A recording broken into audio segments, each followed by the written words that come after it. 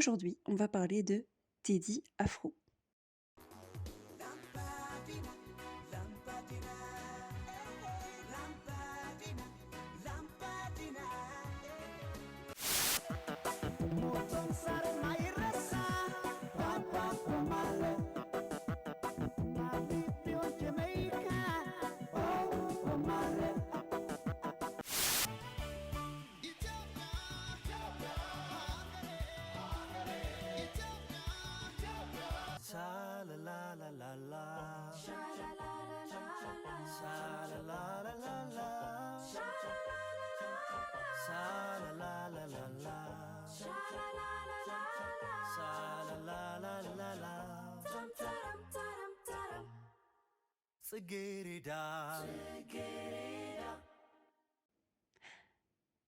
Teddy Afro est né en 1976 sous le nom de Tewodros Kasahun, dans la capitale Şeker, ou Addis Ababa, pour les internationaux. Il est né, pour ainsi dire, dans la culture Azmari.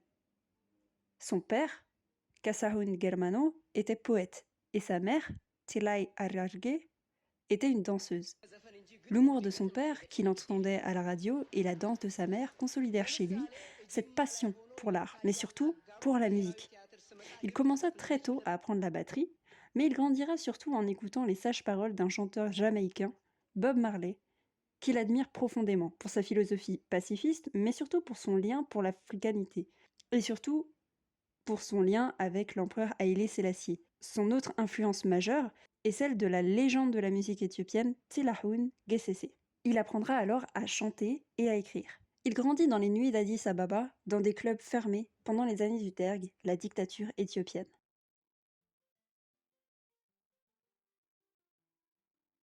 En 2001, alors âgé de 27 ans, il sortira son premier album, Abugida.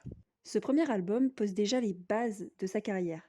Mixant les influences reggae et amarisantes, on retrouve déjà ses plus grands thèmes, l'amour, la nation éthiopienne, la figure de l'empereur, qui représente à ses yeux un symbole de la grandeur éthiopienne, et bien évidemment la fierté de son africanité. Le nom même de l'album, Abugida, fait référence au système d'écriture, une façon pour lui de rendre hommage à ses origines amara. Même si ce premier album n'est pas un succès commercial retentissant, Tewodros gagne tout de même un petit succès d'estime pour le renouveau qu'il apporte à la musique éthiopienne. En effet, même si le jazz éthiopien a marqué le monde par l'expression lancinante d'Etezeta, le public éthiopien sort de près de 30 ans de dictature violente, veut s'exprimer, connaître autre chose que les chants préparés à l'avance du régime. Alors, ses cassettes et ses CD s'échangent sous le manteau. Oui, parce que, même si la dictature du Derg a été renversée en 91, depuis 95, Meles Zenawi, un ancien révolutionnaire, a pris la tête du pays et a imposé ses propres idées avec force. La liberté d'expression de la presse et de l'homme ne sont pas respectées, c'est le moins qu'on puisse dire. Teddy Afro sort alors son single Bob Marley en 2001, où il chante ses louanges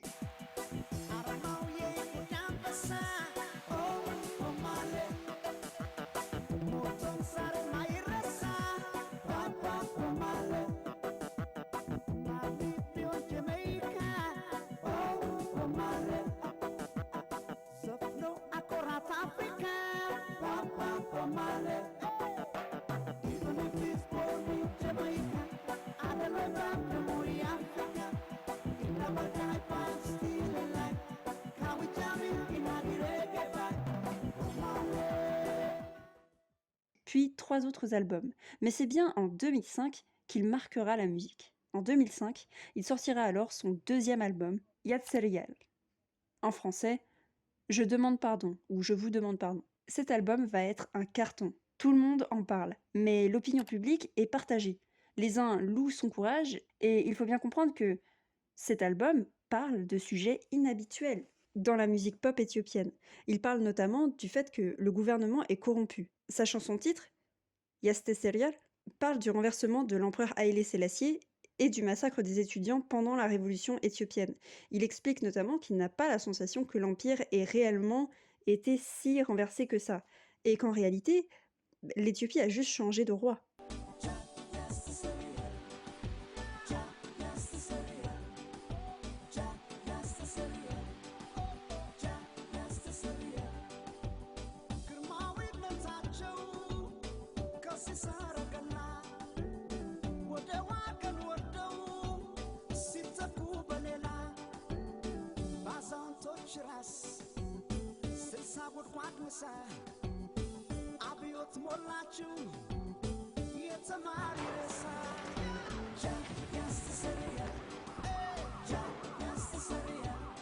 C'est également dans le même album qu'il sortira le single Lambadina, Lambadina qui veut dire lumière, et qui deviendra l'un des plus grands classiques de la chanson éthiopienne.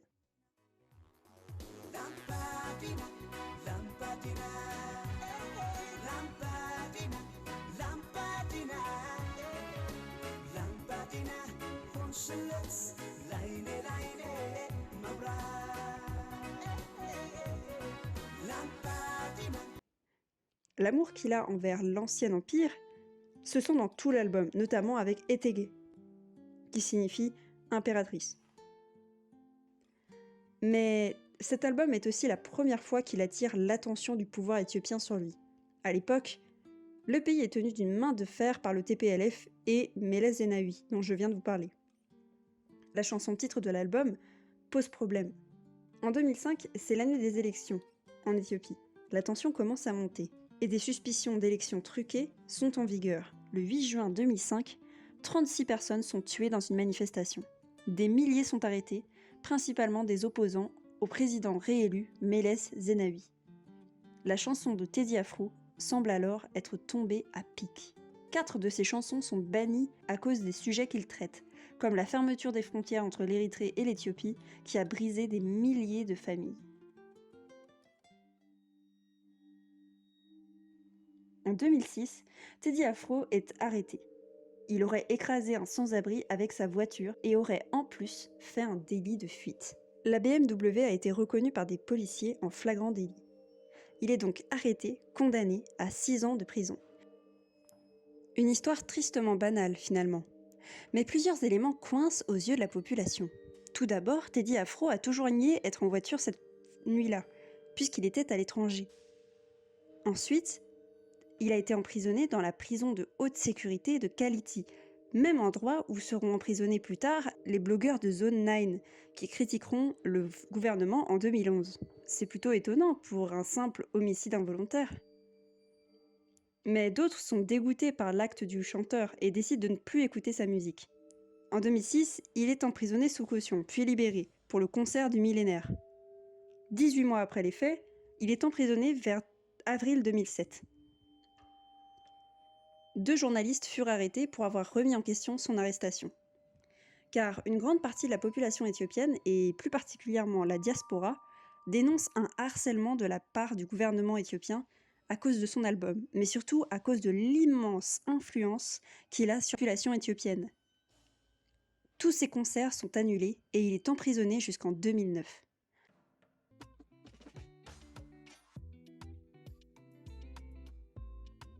Alors que personne n'attendait vraiment de ces nouvelles, alors que les Occidentaux dansaient sur Call Me Maybe et Somebody That I Used to Know, alors que la scène éthiopienne était portée One Hit Wonder, Teddy Afro revient. Et il revient droit dans ses bottes, déterminé, vent debout, avec son stylo dans une main et sa voix dans l'autre. Il va alors sortir son plus grand album, Tucker Soul, qui signifie homme noir.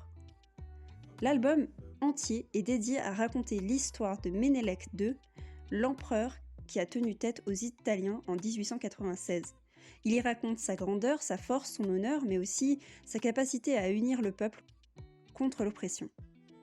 On y retrouve tous ces thèmes, son ode à l'Afrique, son ode à l'amour et la remise en question du gouvernement. Mais cette fois-ci, ce n'est pas le gouvernement qui va le remettre en question, ce sont les militants pour les droits Oromo qui montent au créneau. En effet, l'adoration de l'empereur Ménélèque est très mal vue par une partie de la population Oromo. On y reviendra dans une partie dédiée.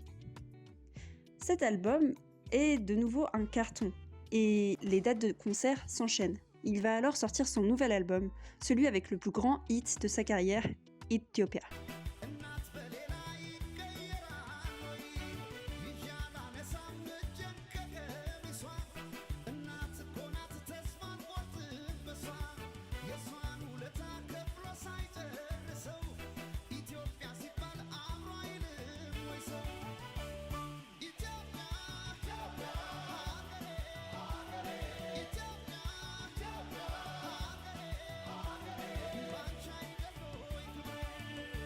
Dans ce morceau, qui unit la jeunesse éthiopienne, Teddy hurle presque son amour pour la nation et sonnera dans tous les salons de la diaspora éthiopienne à travers le monde.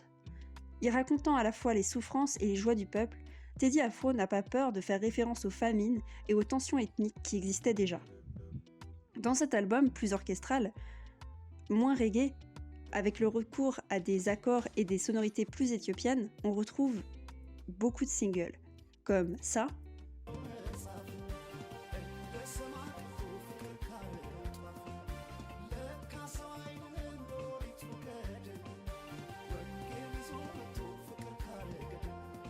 ou encore ça.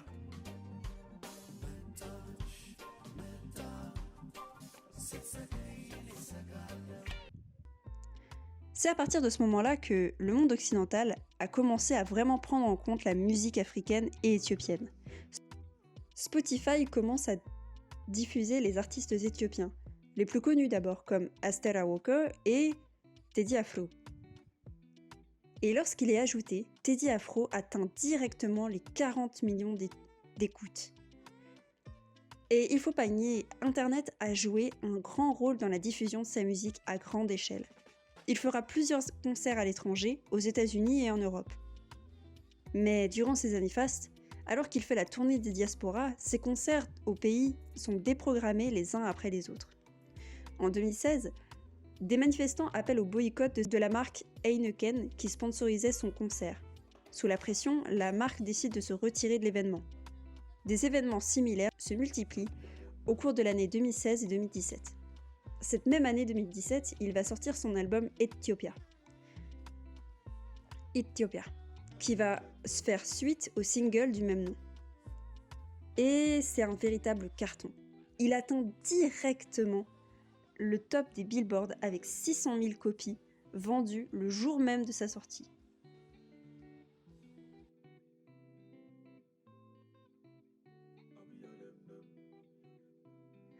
En 2020, Teddy Afro tient un concert à la mythique Muscle Square, une place d'Addis Ababa.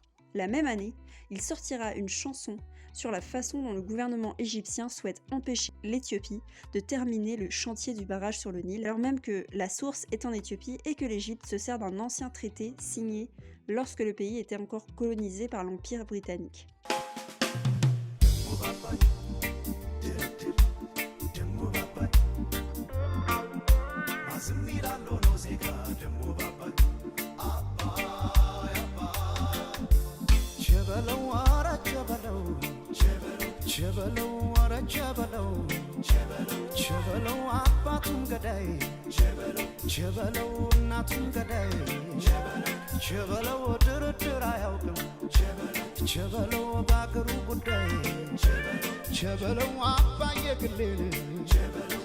Pendant la guerre civile, il sortira Armash et Regenat en 2022 pour rendre hommage au massacre de 600 Amharas à Gimbi par l'OLF. Il critiquera la gestion désastreuse du pays par Abiy Ahmed.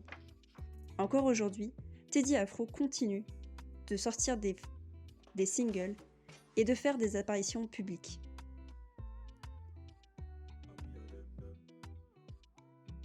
Teddy Afro a influencé beaucoup de chanteurs éthiopiens. On peut citer The Weeknd par exemple. Il a également eu un retentissement assez énorme pour devenir l'égérie de Coca en Éthiopie, chanter l'hymne à la Ligue Diamant, ou le AAF, au Qatar, avoir eu sa chanson Tucker So, qui veut littéralement dire homme noir, diffusée pendant la mi-temps, des concerts à Central Park de New York ou encore avoir eu des documentaires dédiés sur les chaînes BBC et CCTV, celles du parti chinois. Tout ça pour dire que s'il est sinon le plus connu, il est un des artistes éthiopiens les plus connus. Le fait qu'il n'ait pas peur de frontalement s'opposer au régime, qu'il s'engage aussi pour les sans-abri, les handicapés et les orphelins, est également un point important dans sa popularité auprès du public éthiopien. Il marque aussi pour son aspect et sa musique joviale, pleine d'émotions, alors que les chansons d'amour bougent presque le paysage musical éthiopien. Le fait qu'il associe le vibrato si caractéristique de la musique amhara et productions très reggae permet de démocratiser la musique éthiopienne à travers le monde. Et en soi, si vous écoutez l'album de Teddy Afro et que vous vivez en Occident, vous ne serez pas aussi dépaysé que si vous écoutez Manaloche Libo. Mais vous serez sans doute transporté par la puissance de sa voix. Chaque occasion est bonne pour écouter du Teddy Afro, mais si vous voulez réellement exprimer votre fierté africaine, c'est vraiment le meilleur artiste.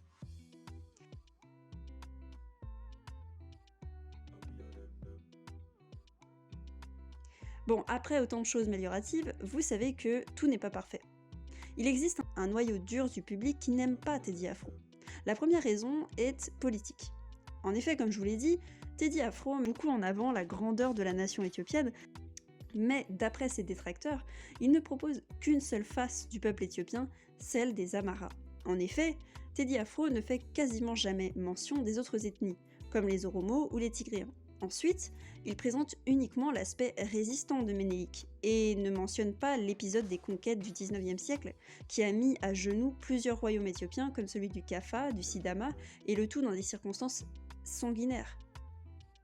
Une période qui a été marquée par la figure du Neftenya, le soldat qui avait un permis de tuer quasiment illimité et qui contrôlait des régions entières en terrorisant la population. Teddy Afro est accusé de cacher derrière la bannière de l'Éthiopie pour écraser les revendications Oromo et d'être un outil pour les nationalistes Amharas. Il est d'ailleurs accusé d'aduler la monarchie alors que nombre de la population a souffert sous le régime, d'où les manifestations qui ont fait annuler les concerts. La seconde raison est plutôt de l'ordre du goût, elle est liée à sa musique. Certains jugent que son travail est trop dédié aux étrangers et est en réalité fait pour lisser au maximum la musique éthiopienne pour plaire au plus grand nombre. Pour terminer, il faut retenir que Teddy Afro a eu une carrière assez longue et sa musique est un mélange de plusieurs genres africains et afrodescendants, comme le reggae, la musique amhara, et il utilise aussi plusieurs instruments éthiopiens et occidentaux. Je vous le conseille sincèrement si vous ne connaissez pas la musique éthiopienne. Je pense que c'est une très bonne introduction pour ceux qui ne connaissent pas. En termes d'influence, si l'Afrique de l'Ouest a Youssou N'Dour et l'Afrique centrale Koffi Olomide, l'Afrique de l'Est a Teddy Afro. C'est tout pour moi, je vous remercie. On se retrouve bientôt pour un autre artiste. Selam.